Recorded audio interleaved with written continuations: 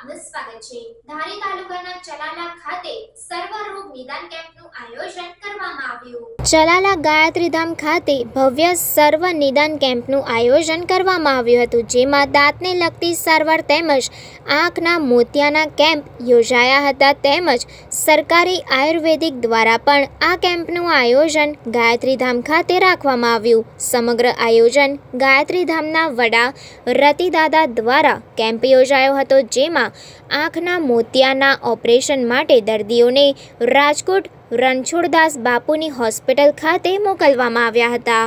ગાયત્રી સંસ્કાર ધામ ચલાલા આજ રોજ 262મો નેત્રયજ્ઞ સાથે દંતયજ્ઞ સર્વરોગ કેમ્પ કરવામાં આવે, જેની અંદર 198 દર્દીઓએ લાભ લીધો।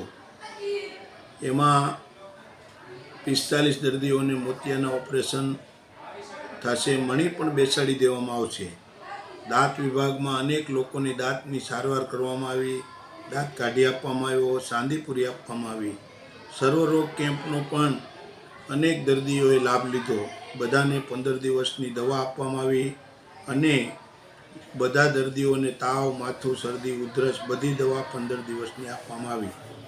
સરસ મજાનું બપોરે ભોજન પ્રસાદ, ચા પાણી અને તમામ વ્યવસ્થા ગાયત્રી પરિવાર, ગાયત્રી સંસ્કાર ધામ ચલાલા દ્વારા કરવામાં આવી હતી અને બધાને સારું થઈ જાય। સારું થયા પછી સરસ મજાના સુંદર આશીર્વાદ સંસ્થાને આપે, સંસ્થા વધારે સારા કામ કરે એવી વેદ માતા ગાયત્રી મહાદેવને પ્રાર્થના।